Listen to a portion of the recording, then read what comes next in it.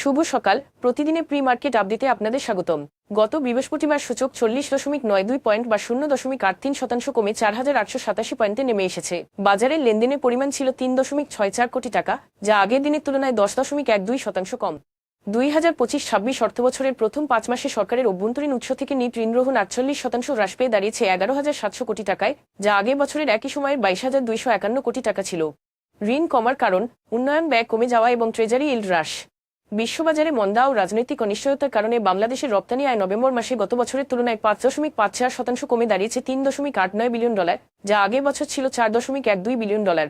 2024-25 অর্থবছরে সরকারের ভর্তুকি ও সুদ পরিশোধে ব্যয় 30% বৃদ্ধি পেয়ে দাঁড়িয়েছে $2.43 লাখ কোটি টাকায়। এই দুটি খাত সরকারের সামগ্রিক রাজস্ব ব্যবস্থায় বড় ধরনের চাপ তৈরি করছে।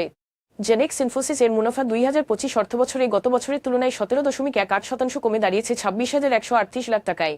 কারণ ব্যয়বহুল ও ঝুঁকিপূর্ণ বৈচিত্র্যকরণ উদ্যোগ, যার ফলে প্রবৃদ্ধি ধরে রাখা কঠিন হয়ে পড়েছে। এখন এ পর্যন্তই, ধন্যবাদ।